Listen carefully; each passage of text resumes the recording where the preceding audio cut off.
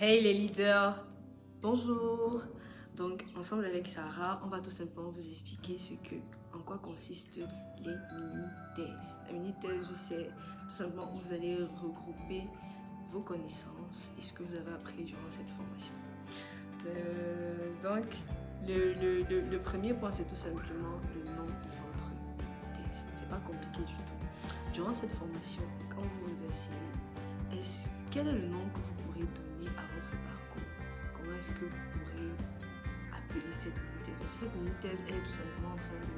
Enfin, le nom de votre mini-thèse donne tout simplement une idée de ce que vous avez vécu, de ce par quoi vous êtes passé durant toute la formation. Donc, choisir le nom de votre mini-thèse est important, mais n'est pas compliqué. Donc, essayez juste de faire une rétrospective, de vous asseoir et de regarder, ok, qu'est-ce que j'ai appris, qu'est-ce que j'ai pas appris, comment est-ce que je suis sortie de cette formation, et de là, ensuite, on a le premier point qui est flashback profil du leadership. Mon parcours de leadership. Vous parlez tout simplement de comment ça s'est passé pendant votre formation, de ce que vous avez appris, de ce qui a été difficile pour vous. On sait que cette formation se centralise vraiment sur la connaissance du soi. Donc vous essayez de faire ressortir tous ces points-là que vous avez appris durant votre parcours en leadership. Ensuite, on a... ce que j'ai appris concernant le leadership serviteur, la différence entre un leader tout court et un leader serviteur. Dites comment est-ce que vous faites la différence entre ce que c'est qu'un leader et ce que c'est qu'un leader serviteur, et comment est-ce que vous voyez le leadership serviteur. C'est vraiment pas compliqué. Ensuite, on a comment est-ce que ça m'a changé. Ça, c'est très personnel.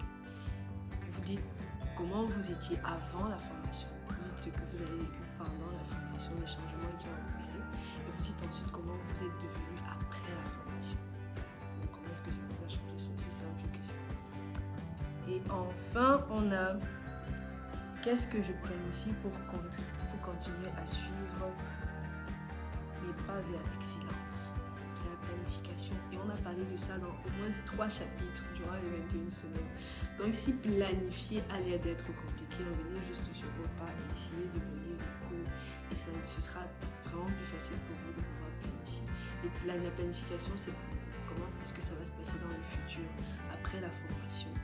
Quelles sont les décisions que vous avez prises et comment est-ce que vous comptez les mettre en pratique. Là, c'était le premier point, le grand 1. Et maintenant, le grand 2, ça parle du fardeau du leadership présent. Mon rôle en tant que leader serviteur. J'ai appris, ça veut dire que si j'ai appris, j'ai une responsabilité vis-à-vis de ma communauté, j'ai une responsabilité vis-à-vis de ceux qui sont autour de moi. C'est pour ça qu'on parle du fardeau du leadership présent. Et on demande en 2.1, quels sont les besoins autour de moi? J'ai appris, j'ai une responsabilité. Donc si j'ai une responsabilité, je dois premièrement identifier les besoins. Peut-être votre société a des besoins au niveau de la jeunesse, de l'encadrement, je ne sais pas, mais certainement il y a des besoins autour de vous. Il y a donc lieu de les recenser. Et après on demande comment je prévois répondre à ce besoin. Je n'identifie pas juste pour critiquer, mais j'identifie parce que je veux être la solution à ce besoin avec les talents et les dons uniques que Dieu a placés en moi. Parce que nous sommes une solution à un problème précis dans ce monde. Donc c'est ce qui est attendu de nous à ce niveau, dit précisément et concisement, en étant smart, en présentant des objectifs smart. Comment est-ce que vous allez le faire? Maintenant, qu'est-ce que j'ai appris concernant le leadership serviteur? On revient toujours sur cette question. Ok, il y a eu un besoin, j'ai des pas intentionnels que je prends pour répondre à ces besoins. Mais qu'est-ce que j'ai appris? Quelle est cette leçon clé là avec laquelle je ressors? 21 semaines, c'est pas 21 jours. Vous avez eu le temps de voir, vous avez eu le temps d'assimiler les leçons. Et quelle est la chose capitale avec laquelle vous ressortez? À ce moment-là, il est attendu que vous la présentez à ce niveau précis. Et en Grand Croix, on parle d'un leadership renforcé. Leadership renforcé. Se renforcer pour renforcer les autres. Ça veut dire qu'en tant que leader, je ne peux que donner ce que j'ai. Et si je veux donner plus, je dois avoir plus à donner. Il faudrait que je m'équipe davantage.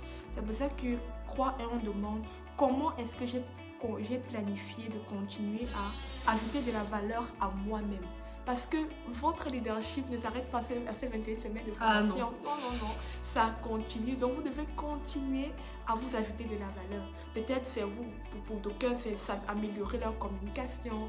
D'autres, c'est grandir spirituellement. Chacun a des moyens avec lesquels il aimerait s'ajouter de la valeur pour être davantage percutant et avoir davantage d'influence sur son entourage. Et après, on demande mon plan pour encourager et renforcer les autres. Je m'équipe pour équiper. Je verse en moi pour déverser en les autres. En fait, c'est ça. Donc, lorsque je m'équipe, il y a également un plan qui est demandé pour également équiper les autres. Parce qu'une des manières, une des façons dont on apprend davantage, c'est en se déversant dans les autres. Et c'est ce qui est attendu de vous à cette partie. Apprendre à la conclusion. La conclusion. Elle est simple. Elle est très simple. Il faut juste... elle n'est pas obligée d'avoir, je sais pas, 40 lignes. Donc, vous pouvez la faire en 6 lignes tout au plus.